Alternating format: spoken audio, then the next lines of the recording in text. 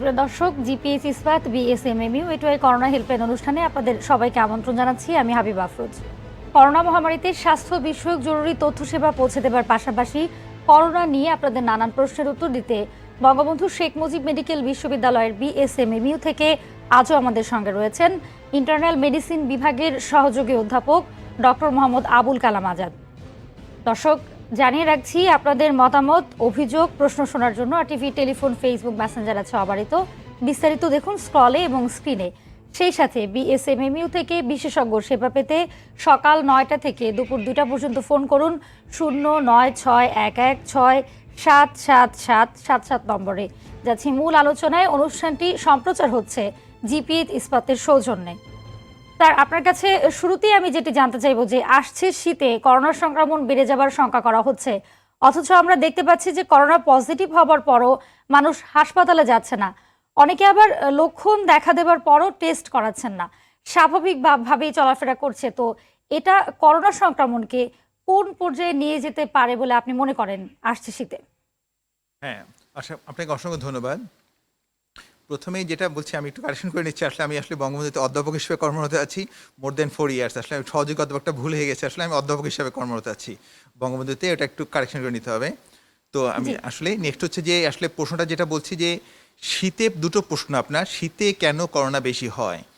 এটা একটা শীতে যেটা ধারণা করা হয় যে শীতে বাতাসটা প্রচণ্ড পরিমাণে শুষ্ক থাকে, শুষ্ক থাকার জন্য আর্দ্রতাটা কম থাকে, আর্দ্রতা কম থাকার জন্য আমাদের যখন সর্দি হাঁচি কাশি হয়, হাঁচি কাশি থেকে যখন ভাইরাসটা যখন বের হয়ে যাচ্ছে, এটা আপনার বাতাসে বেশ অনেক সময় ভেসে থাকতে পারে। প্লাস শীতের সময় আমরা দেখি যে হ্যাঁ, আমাদের কিছু ওই মৌসুমি বায়ুর জন্য কিছু বাতাস কিন্তু থাকে শীতের, যেটা আমরা কনকনে যেটা সত্য প্রবাহ যখন থাকে, তখন এই যে বায়ু প্রবাহটা হয় তার মাধ্যমে ভাইরাসটা অনেক দূর পর্যন্ত গিয়ে ভেসে যেতে পারে। প্লাস নেক্সট জিনিসটা হচ্ছে যেটা আপনার যে নর্মালি যে গরমের সময় যে আমাদের যে আপনার প্রচণ্ড গরম থাকে, তখন একটা সূর্যের একটা আলট্রাভায়োলেট রে থাকে, যে আলট্রাভায়োলেট রেটা থাকে আপনার, সে আলট্রাভায়োলেট রেটা ভাইরাসের জন্য ক্ষতিকারক, যেটা আমাদের জন্য উপকারী এই ভাইরাসকে মারার জন্য। এই শীতের সময় যে রোদে তাপ থাকবে তাতে আলট্রাভায়োলেট রেটার পরিমাণটাও কমে যায়, যেটা কমে যাওয়ার জন্য যেটা হচ্ছে ভাইরাসটার পরিমাণটা সেটাও আরও একটু বেড়ে যাচ্ছে। তাহলে এই জিনিসটা যে হচ্ছে, আপনি একটু খেয়াল করে দেখবেন যে আমরা যে শীত প্রধান কান্ট্রি যেগুলো, সেইগুলোতে কিন্তু মৃত্যুর হারটা ভয়াবহ ছিল। তাদের এখানে কিন্তু বেশ প্রথমে এটাকে কিন্তু তারা প্রচুর মানুষ মারা গিয়েছে, আক্রান্ত হয়েছে প্রচুর। এখন আমাদের দেশে প্রশ্ন যে সামনে শীত চলে আসছে, কিছুটা অলরেডি শুরু হয়ে যাচ্ছে। এখন কিন্তু আমাদের আমরা বাস্তবে দেখছি যে আসলে করোনা আক্রান্ত প্রতিদিনই রেট কিন্তু কমে যাচ্ছে। আসলে এখন কমে যাচ্ছে, এটা আসলে কি কমে যাচ্ছে? তো কমে যাচ্ছে কিনা এটা নিয়ে আসলে আমি পার্সোনাল আমার ওপিনিয়ন, যেটা আমার সন্দেহ আছে আসলে কমে কতটুকু যাচ্ছে। এখন আমরা যেটা বলতে পারি যে আমরা যেটা ভাগ্যবান, যেটা আমাদের বাংলাদেশে আমি আগেও অনেকবার বলেছি যে আমাদের এখানে হচ্ছে আসলে সিমটমটা খুব মৃদু সিমটমই ম্যাক্সিমাম রোগীর ক্ষেত্রে হচ্ছে, কিছু রোগীর ক্ষেত্রে হচ্ছে সিভিয়ার ফর্মে যাচ্ছে। এখন মৃদু যারা হচ্ছে তারা কিন্তু বুঝছেন না যে তার একটা করোনা হচ্ছে, যে এই শীতকালে যেটা আমাদের নর্মাল সিজনাল ফ্লু হয়, সিজন চেঞ্জের সময় সর্দি কাশি হয়, তারা সেটা ধরে নিয়েই ওভারলুক করে চলে যাচ্ছেন। কিন্তু প্রশ্ন হচ্ছে যে আপনি আক্রান্ত হয়ে কিছু নাও হতে পারে, কিন্তু আমার হাসপাতালের বঙ্গবন্ধুর একজন কলিগ, আমাদের ইউরোলজি বিভাগের একজন অধ্যাপক কিন্তু মারা গেলেন করোনাতে, গতকাল মারা গেলেন। তো উনি যে মারা গেলেন, যে এই জিনিসটা যে তাহলে এই যে উনি কিন্তু মারা গিয়েছেন, উনি কিন্তু অল্প বয়সী, উনি কিন্তু বয়স্ক নয়। তাহলে এখানে কিন্তু যে কেউ মারা যেতে পারে। তাহলে আমাদেরকে প্রত্যেকে আপনার মাধ্যমে আমি অনুরোধ করব, আমাদেরকে আসলে আমি যদি আজকে একটু বের হয়েছিলাম দুপুরবেলায় নামাজের পরে, দেখলাম যে কারো মুখে টোটালি কোনো মাস্ক নেই। আসলে মাস্কটা খুঁজে পাওয়াটাই হচ্ছে একটা এখন আশ্চর্য বিষয়। আমরা একটু প্লিজ আমরা মাস্কটা পরিধান করি। করোনার অবস্থা কিন্তু করোনা কন্ট্রোলে আসলে শীত প্রধান দেশে আপনি দেখেন সেকেন্ড ওয়েভ যেটাকে আমরা বলি, বাইরে কিন্তু শুরু হয়ে গেছে বিভিন্ন দেশে, তাহলে আবার আক্রান্ত হচ্ছে। তাহলে সেকেন্ড ওয়েভটা কিন্তু আমাদের দেশে কিন্তু ফার্স্ট ওয়েভ কি আদৌ গিয়েছে কিনা সেটা নিয়ে এখনো সন্দেহ। কেউ বলছেন যে সেকেন্ড ওয়েভ শুরুতে যাচ্ছে। তাহলে আমরা সতর্ক আমাদের থাকতে হবে। এই করোনা 3, 4, 5, 6 মাসে বাংলাদেশ থেকে যাবে, এটা আশা করার কোনো কারণ নেই। আমাদেরকে সবাইকে সতর্ক থাকতে হবে। যদি আমাকে নিজেকে ভালোবাসি, আমার আত্মীয় স্বজনকে ভালোবাসি, আমি আমার দেশকে ভালোবাসি। এখন নেক্সট কোশ্চেন হচ্ছে, যখন আমার করোনা আক্রান্ত হচ্ছে, এটা আমাদের ডায়াগনোসিস করা উচিত যে আমার এটা করোনা কিনা। এখন যেহেতু আমাদের পরীক্ষার একটা লিমিটেশনের জন্য, যে আমরা যদি করোনার পরীক্ষার কথা বলি, যে কটা দেশে কম করা হয়, বাংলাদেশে একটু কম করার মধ্যে আমরা একটা দেশ। তো যেহেতু আমাদের একটু সব কিছুর লিমিটেশন আছে, আমরা কম করতে পারছি, কিন্তু আমরা যখন এটা সাসপেক্টেড হব, আমাদেরকে অবশ্যই অবশ্যই সতর্কতামূলক কতগুলো অবস্থা মানে পন্থা অবলম্বন করা উচিত। স্যার, যেটা আসবো এই হচ্ছে আলোচনাটিতে আমাদের সঙ্গে একজন দর্শক যুক্ত হয়েছেন ফোন কলে। দর্শকের প্রশ্নটি নিয়ে আবার আলোচনায় ফিরবো। দর্শক কে বলছেন, কোথা থেকে বলছেন? হ্যাঁ, আমার নাম বিউটি আক্তার। আমি ঢাকা ধামরাই থেকে বলছি। জি বিউটি, আপনার প্রশ্নটি করুন। তো হ্যাঁ, আমার হচ্ছে মানে আজকে 20 দিন যাবত আর কি করোনা, মানে 4 দিন পর পরীক্ষা করছি। 15 দিন আগে মানে আমার করোনা পজিটিভ আসছে। জি তো আর কি আমার মানে যে চিকিৎসা করার পর মানে আর কি ডাক্তার ওষুধ দিছিল আপনার ডক্সাইক্লিন 100 পাওয়ার, এটা মানে 1 সপ্তাহ খাইতে দিচ্ছি, এটা খাইছি। আর এমনি গলা ব্যথার জন্য নাপা খাইছি, নর্মালি কোনো ওষুধ খাইনি মানে এছাড়া। আর হচ্ছে ওই যে ইভেরা খাওয়া হয়েছে আর কি, ওই যে সপ্তাহ একদিন খাওয়ার পর মানে 2টা খাইতে হয় আর কি, একটা খাওয়ার পর আবার 1 সপ্তাহ পর আরেকটা যে খাইতে হয় 12 ইভেরা 12, ওইটা খাইছি। তো আর কি আমার এগুলা করার পর মোটামুটি মানে ক্লিয়ারই হয়েছিল 100%, কিন্তু আমি আবার হঠাৎ করে মানে 2 দিন যাবত গলা ব্যথার পাইতেছি আর কি, অনুভব করতেছি আর কি গলা ব্যথা। জি আপনার মানে এতটা না, মানে খাবার খাইতে সমস্যা হয়, কিন্তু এমনিতেই মানে একটু একটু ব্যথা করি। জি আমরা আপনার প্রশ্নটির উত্তর নিব স্যার। অধ্যাপক ডক্টর মোহাম্মদ আবুল কালাম আজাদ স্যার, আপনি যদি পরামর্শ দিতেন তাকে। জি আপনাকে ধন্যবাদ। আসলে করোনার ক্ষেত্রে আপনি যে ট্রিটমেন্টগুলোর কথা বলেছেন, এই ট্রিটমেন্টগুলো আসলে আমাদের দেশে খুব প্রচলিত, সবাই নিচ্ছে আসলে, কিন্তু সায়েন্টিফিক এটা আসলে কতটুকু প্রুফ বাইরে কিন্তু এটা এখনো কিন্তু প্রুফড হয়নি আসলে। তো সেক্ষেত্রে আপনি যে ডক্সিসাইক্লিন যেটা নিয়েছেন, আপনি যেটা যা বলছেন, আপনি যে আইভারমেকটিন নিয়েছেন, এগুলো সবগুলো আসলে বাইরে রিসার্চে আসলে ওইভাবে কিন্তু এস্টাবলিশড হয়নি আসলে। কিছু কিছু প্রথম দিকে এসেছিল, পরে কিন্তু এখন বলছে না। সেই জন্য আসলে কিন্তু আমরা যদি বলি এভিডেন্স বেসড মেডিসিনের কথা বলি, যেটাকে বাইরে এস্টাবলিশড, সেগুলো যদি বলি ক্লিনিক্যাল ট্রায়ালে, সেটা কিন্তু এগুলোর মধ্যে একটা পড়ে না। তো করোনার জন্য মেইন চিকিৎসা কি আসলে, যেটা আমাদের সবার ভুল ধারণা। করোনার জন্য মেইন চিকিৎসা, আমরা করোনা কিন্তু এটা একটা করোনা, আমরা যেটা বলি নোভেল করোনা, আমরা যে নর্মাল যে সিজনাল ফুল হয় সেটাও কিন্তু করোনা। তাহলে সেই করোনা যদি হয়, আর এই করোনার মধ্যে পার্থক্য হচ্ছে এটা হচ্ছে একটা অন্য ধরনের ভাইরাস, আগে কখনো ছিল না, এবারটা অনেক বেশি ভিরুলেন্ট, যেটার জন্য আমরা আমাদের ভাই বোনরা সবাই মারা যাচ্ছেন, যারা মারা যাচ্ছেন আক্রান্ত হচ্ছে। আর সিজনাল ফ্লুতে কি মারা যাচ্ছেন? হ্যাঁ, তাও 2-1 যায়, কিন্তু সেটার পরিমাণ এত কম যেটাকে আমরা আসলে হিসাবের মধ্যে নেই না। এখন প্রশ্ন হচ্ছে যে আমাদের যে জিনিসটা খেয়াল করতে হবে, কিন্তু করোনার মধ্যে যদি আক্রান্ত হয় আমাদের 10-20% সিভিয়ারের ক্ষেত্রে যাচ্ছে, বাকিরা কিন্তু এমনি ভালো হয়ে যাচ্ছেন। তাহলে শুধু আমরা সিমটোমেটিক ম্যানেজমেন্টের কথা বলি, জ্বর আসলে প্যারাসিটামল খাবো, যদি আমার একটু মনে করি যে হ্যাঁ একটু সর্দি হচ্ছে, পানি হচ্ছে, একটা অ্যান্টিহিস্টামিনিক যে কোনো একটা খেতে পারে, যেটা আপনি খেয়েছিলেন গলা ব্যথার জন্য আপনি প্যারাসিটামল খেয়েছেন, দ্যাটস ফাইন। একটু গরম পানি দিয়ে গড়গড়া করতে পারেন। হ্যাঁ, গরম পানি দিয়ে গড়গড়া করলে করোনা আপনার চলে যাবে না, কারণ করোনা যেতে হলে পানি ফুটন্ত হতে হবে, যেটা সম্ভব না। তাই করোনা যখন আমরা গরম পানি খাবো, গলায় ব্লাড সাপ্লাই বাড়বে, কিছু গলায় সেলগুলো আসবে, গলাটা একটা আমরা বেনিফিট পাবো ডেফিনেটলি, আমরা গরম পানি দিয়ে গড়গড়া করবো। মেইন যেটা কাজটা হচ্ছে আপনাকে আমাদের প্রত্যেককে ঘরে করোনাকালীন সময় পালস অক্সিমিটার কিনে রাখতে হবে। আমরা দেখব যারা করোনা আক্রান্ত যখন হয়ে যাচ্ছে, আমি দেখব যে আমার স্যাচুরেশনটা ফল করে যায় কিনা। আমরা বাম হাতের মধ্যম আঙ্গুলে আমরা এটা দেখব, যদি দেখি যে না এটা আমার 92 নিচে গেলে আমাকে মাস্ক ভর্তি হতে হবে। আমরা দেখি 93-94 যখন হয়ে যাচ্ছে, তখনই আমাকে একটু সতর্কতা অবলম্বন করতে হবে। আমাকে অবশ্যই অবশ্যই চিকিৎসকের সাথে পরামর্শ নিতে হবে। আর যাদের পক্ষে সম্ভব তারা আগেই হাসপাতালে যোগাযোগ করবেন, কারণ আমাদের বঙ্গবন্ধুতে কিন্তু ফিভার ক্লিনিক চালু আছে, আপনি এখানে চলে আসতে পারেন। নেক্সট হচ্ছে যে যখন স্যাচুরেশন ফল করে যাবে, তখন আমরা এটাকে বলবো যে আমরা যদি পরীক্ষা করে দেখি, তার আগে যদি আপনি হ্যাঁ সিটি স্ক্যান, আপনি যদি কোভিড পজিটিভ, যদি ফুসফুসে ইনভলভমেন্ট থাকে, তখন আমরা তাকে বলবো মডারেট, আর যখন শ্বাসকষ্ট শুরু হয়ে যাবে তখন সিভিয়ার। এখন আপনার ক্ষেত্রে বলেন আপনি অ্যাসিম্পটোমেটিক হয়ে গিয়েছিলেন, এখন 21 দিনের মাথায় গিয়ে আবার গলা ব্যথা হচ্ছে। করোনাতে আসলে 21 দিনের পরে যেটা যদি ওই আক্রমণের জন্য হয়ে থাকে, সেটা গলা ব্যথাটা এখন আসলে থাকার কথা নয়। তাহলে এখন আপনার যদি ইনভলভ হওয়ার কথা, শ্বাসকষ্ট এগুলো হওয়ার কথা, যেহেতু এটা হয়নি, আপনি মোস্ট লাইকলি মাইল্ড কোভিডে আক্রান্ত, আপনি ভালো হয়ে যাবেন, খুব বেশি টেনশন করার কিছু নেই। আপনি যদি 21 দিন হয়ে গেছে, তো আপনি মেইন যে ভয়ের সময়টা আপনি ওভারকাম করে চলে এসেছেন। জি ধন্যবাদ আপনাকে।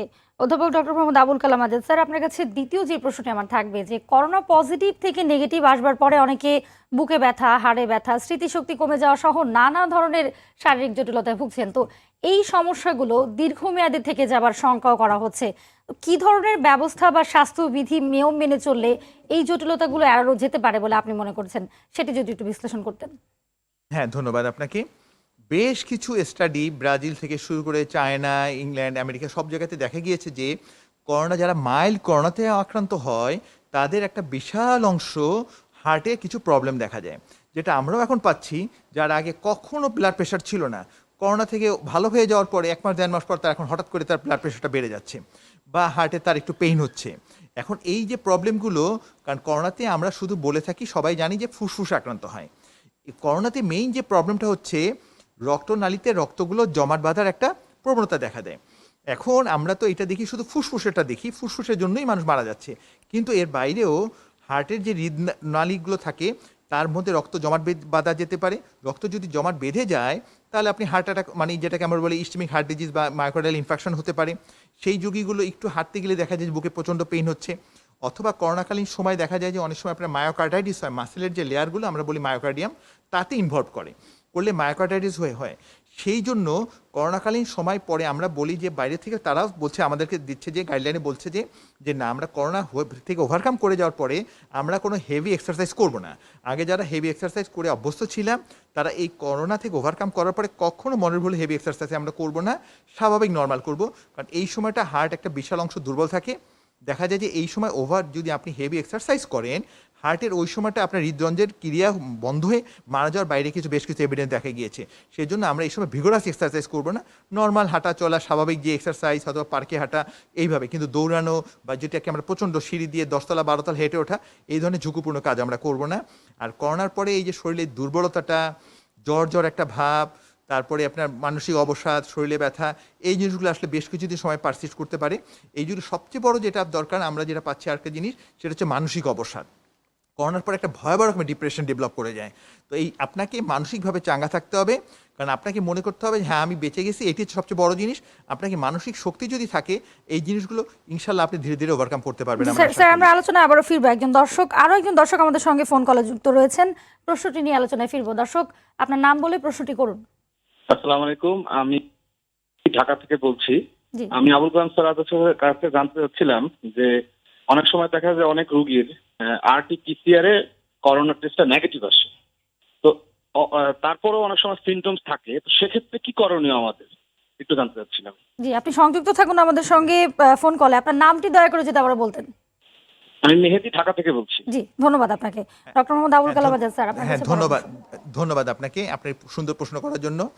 প্রথম হচ্ছে যে RT-PCRটা আসলে বলা হয় যে 65% ক্ষেত্রে পজিটিভ হতে পারে যদি আপনি পরীক্ষাটা ফার্স্ট উইকের মধ্যে করেন। কারণ প্রথম সপ্তাহ পরে কিন্তু ভাইরাসটা গলা থেকে শুরু করে এটা নিচের দিকে নেমে যায়, ফুসফুসে চলে আসে।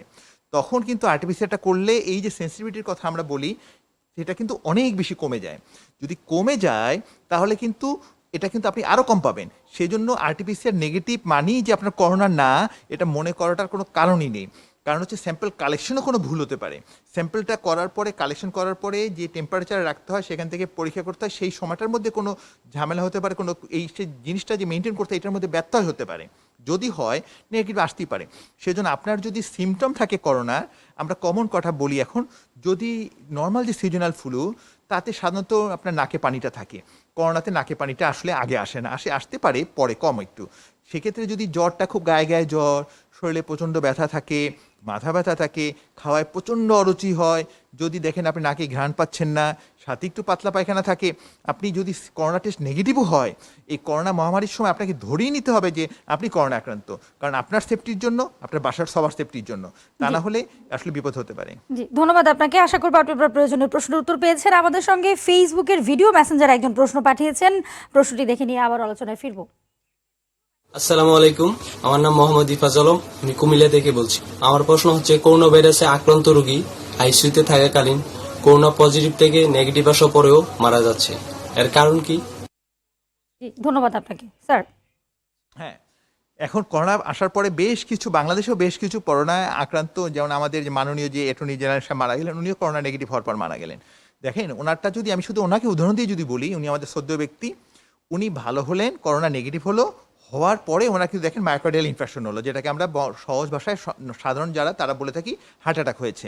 এখন দেখেন, মায়োকার্ডিয়াল ইনফেকশন হওয়ার পরে ওই যে বললাম যে হার্টের রক্তনালীগুলো বন্ধ হয়ে যাচ্ছে, মায়োকার্ডাইটিস হচ্ছে, তার মানে এই যে প্রবলেমটা হচ্ছে, তাহলে এই প্রবলেমটার জন্য ওনার দেখেন এমআই হলো। এমআই হয়ে যাওয়ার পরে ওনার যে কনসিকুয়েন্স, তারপরে কিন্তু উনি কিন্তু সেটার ওভারকাম করতে পারলেন না, উনি মারা গেলেন। তাহলে এই যে জিনিসটা যদি হয়, তাহলে একটা বিশাল একটা অংশ হচ্ছে কি, আপনার করোনার পরে নেগেটিভ হয়ে যাওয়ার পরে ফুসফুসে যে প্রবলেমটা ক্রিয়েট করে, যে ফুসফুসটা ধীরে ধীরে নষ্ট হতেই থাকে, সেটার কারণে মারা যেতেই পারে। দেখা যায় যে ওভারকাম ভেন্টিলেটারে যাচ্ছে বা রোগীটার ওভারকাম করা যাচ্ছে না, হার্টের কারণে মারা যেতে পারে।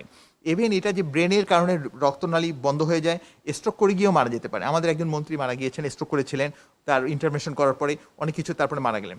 তো এই জিনিসগুলো সবগুলো হতে পারে। সেই জন্য করোনাটাকে বারবারই আমরা একটা কথা বলে থাকি, করোনাকে ভয় করতে শিখুন। তারপরে ভয় মানে আতঙ্কগ্রস্ত না, কারণ একে যদি আপনি ভয় না করেন, তাহলে কিন্তু আমরা কিন্তু সবাই মাস্ক ছাড়া ঘুরে বেড়াবো, বিপদের কিন্তু সামনে কিন্তু ভয়াবহ অবস্থা কিন্তু আমাদের স্যার, জন্য আমি অপেক্ষা এক করছে। বাক্যে কিছু প্রশ্নের উত্তর, আমরা ফেসবুকে আমাদেরকে অনেকে প্রশ্ন করে থাকেন, খুব সংক্ষেপে আমি 5টি প্রশ্নের উত্তর নিব, আপনি যদি একেবারেই সংক্ষেপে আমাদেরকে উত্তরগুলো দিতেন। আমাদের ফেসবুকে 5 জন প্রশ্ন করেছেন। প্রথম প্রশ্নটি রিয়াদ করেছেন, এবার সে জাতীয় ভিটামিন এ প্লাস ক্যাম্পেইন উদযাপিত হবে, যে শিশুরা করোনায় আক্রান্ত সেই শিশুরা কি ভিটামিন এ খেতে পারবেন? না, স্যার। করোনার সাথে আসলে ভিটামিন এর সম্পর্ক নেই, সমস্যা নেই, খেতে পারবেন। জি, দ্বিতীয় প্রশ্নটি আমাদেরকে আক্তার হোসেন নামে একজন করেছেন, যেহেতু মার্কিন প্রেসিডেন্ট ডোনাল্ড ট্রাম্প ও স্ত্রী মেলানিয়া করোনায় আক্রান্ত হয়েছেন, আমার প্রশ্ন, ধীরে ধীরে আমরা সবাই কি করোনায় আক্রান্ত হব? হ্যাঁ, কারণ করোনাতে জন্য আপনি দেখেন একটা কথা বলা হয় যে হার্ড ইমিউনিটির কথা বলা হয়, যে বলা হয় যে 2/3 মতো আক্রান্ত হয়ে গেলে সবাই আক্রান্ত হয়ে যায়, তখন আর কারো হবে না। কিন্তু করোনাতে দেখা যাচ্ছে যে সেকেন্ড টাইম আক্রান্ত হচ্ছে। তাহলে যদি সেকেন্ড টাইম যদি আক্রান্ত হয়ে যেয়ে থাকে, তাহলে আর হার্ড ইমিউনিটি কেমন করে হবে? অথবা আমরা সবাই আক্রান্ত হওয়ার জন্য শুধু একবার না, আমরা 2বার 3বার আক্রান্ত হতে পারি। আমাকে সতর্ক থাকতে হবে। জি, মিলন নামে আমাদেরকে আরো একজন প্রশ্ন করেছেন, আমার বয়স 45, আমি 3 মাস আগে করোনা পজিটিভ থেকে নেগেটিভ আসি, কিন্তু আমার শরীরে এখনো অনেক সমস্যা রয়ে গেছে, শরীর অনেক দুর্বল লাগে, কি করতে পারি? হ্যাঁ, আপনাকে যেটা বললাম যে 6 মাস পর্যন্ত আমরা এটা পেতে পারি, বিভিন্ন জায়গায় বলছে এখন পর্যন্ত 6 মাস পর্যন্ত, আরও বেশিও থাকতে পারে।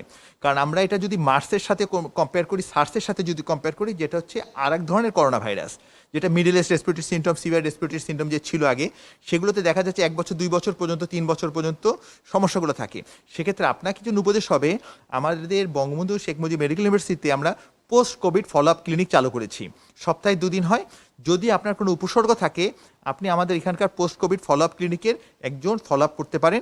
এখানে আমাদেরকে ভেরি গুড হাই কোয়ালিটি চিকিৎসা দেওয়া হয়। জি, রবিউল নামে একজন আমাদেরকে প্রশ্ন করেছেন, করোনায় পুরুষদের চেয়ে মহিলাদের মৃত্যু হার কম কেন? হ্যাঁ, মহিলাদের মৃত্যু হার কমের জন্য অনেকগুলো ফ্যালাসি আছে। তার মধ্যে একটা জিনিসকে বলা হয় যে একটা হরমোনের ব্যাপার বলা হয়, যে ইস্ট্রোজেন হরমোনের ব্যাপার বলা হয়। তার মধ্যে দেখেন আমাদের বাংলাদেশে যদি দেখেন, স্মোকিংয়ের কিন্তু একটা অ্যাসোসিয়েশন আছে, মেয়েরা কিন্তু স্মোকিং কম করে। তাহলে আপনি একটা খেয়াল করেন, মেয়েরা যেহেতু, ছেলেরা যেখানে রাস্তায় দাঁড়িয়ে সিগারেট করছে, স্মোকিং করছে, সব কিছু করছে, এইগুলো কিন্তু মেয়েদের ক্ষেত্রে কম। মেয়েদের যে ইস্ট্রোজেন হরমোনটা থাকে, সেটা একটা প্রোটেক্টিভ হরমোন, সেটা একটা কারণ। প্লাস মেয়েরা কিন্তু ছেলেদের মতো থেকে কিন্তু কম্পারেটিভলি দেখবেন, রাস্তায় বেরোলেও দেখবেন যে মাস্কটা একটু কম্পারেটিভলি বেশি পড়ছে, সব কিছু প্রোটেকশন নিচ্ছে। এই সামগ্রিক কারণ যদি আমরা চিন্তা করি, মেয়েদের আক্রান্ত হওয়ার সম্ভাবনাটা কম, এবং যে মর্টালিটি, যে সেক্ষেত্রেও যে অন্যান্য, এই যে আমরা বলি এই ইস্ট্রোজেন হরমোনটার জন্যই যে প্রায়র টু মেনোপজ, মানে মাসিক বন্ধের আগে মেয়েদের সাধারণত হার্ট অ্যাটাক হয় না। তার মানে জি স্যার। অন্যান্য উপসর্গগুলো স্যার, আমাদের মেয়েদের কম অনুষ্ঠানের থাকে। একেবারেই আমরা শেষ পর্যায়ে খুব সংক্ষেপে যদি প্রশ্নগুলো উত্তর দিতেন, অনেকেই আসলে অপেক্ষা করে থাকেন। মনিরুল ইসলাম নামে একজন প্রশ্ন করেছেন, বাজারে কাপড়ের মাস্ক ও সার্জিক্যাল মাস্ক রয়েছে, করোনা ভাইরাস সুরক্ষায় কোনটি বেশি ফলপ্রসূ? না, এখন দেখেন, মাস্কটা হচ্ছে যে আপনি যে কাপড়ের মাস্ক আর সার্জিক্যাল মাস্ক, আপনি যেটাই পরেন না কেন, আপনি যদি সরাসরি, আপনার জন্য দুটোই ভালো। কারণ আমরা যারা এক্সপোজারে যাচ্ছি, আমরা পরবো এই ধরনের মাস্কগুলো পরবো। কারণ এই মাস্কগুলো যে আমি এখানে পরে আছি, এটার জন্য কিন্তু খুব কষ্টকর পরে থাকা, খুব কষ্টকর। কারণ আমরা তো সরাসরি করোনা রোগীর এক্সপোজারে যাচ্ছি, আপনি তো যাচ্ছেন না। কারণ আপনি যদি সার্জিক্যাল মাস্কই পরে থাকেন, এবং যে রুগীটা করোনা আক্রান্ত তার যদি মাস্ক পরা থাকে, সেটা সার্জিক্যাল মাস্কই হোক, তাহলে আপনার আক্রান্ত হওয়ার সম্ভাবনা হচ্ছে মাত্র 5%। তাহলে সেটাই যদি হয়ে থাকে, শুধু আপনাকে খেয়াল করতে হবে, আপনি সবসময় হাতে হ্যান্ড স্যানিটাইজার রাখুন, সবসময় হাত ধোয়ার প্র্যাকটিস করুন। আমরা একটা জিনিস বলি, টি জোন মানে আপনি যখনই রাস্তায় বের হবেন, আপনি একটা সানগ্লাস অথবা চশমা পরার অভ্যাস করুন। কখনো মনের ভুলেন যে চোখের মধ্যে হাতটা না যায়, নাকে মুখে হাত না যায়। আপনি যদি সবসময় মাস্ক পরা থাকে, নাক মুখ সেভ হয়ে গেল, বাকি রইল শুধু চোখ। আপনি একটা এই সময় চশমা, যদি যাদের চশমা প্রয়োজন হয় না, তার একটা সানগ্লাস পরার অভ্যাস করুন, অন্ততপক্ষে অন্য কোনো চশমা না পড়ুন, তাহলে কিন্তু আপনি প্রোটেক্টেড হয়ে যাচ্ছেন। জি স্যার, স্যার অসংখ্য ধন্যবাদ আপনাকে। আমাদের আরো একটি প্রশ্ন রয়ে গেল, লিটন দেব নামে একজন প্রশ্ন করেছেন, গত 3 মাস ধরে আমার নাক দিয়ে গরম শ্বাস বের হয়, এর কারণ কি এবং করণীয় কি? দুঃখিত দর্শক, আপনার প্রশ্নের উত্তর আজকে নিতে পারছি না, নিশ্চয়ই আগামী অনুষ্ঠানে আপনার প্রশ্নের উত্তর নিব। ধন্যবাদ অসংখ্য স্যার আপনাকেও আমাদের সঙ্গে সংযুক্ত হবার জন্য। দর্শক আপনারা যারা এতক্ষণ ছিলেন আপনাদেরকে অসংখ্য ধন্যবাদ। দর্শক জিপিএইচ ইস্পাত এটুআই করোনা হেল্পলাইন অনুষ্ঠান আজ এ পর্যন্তই।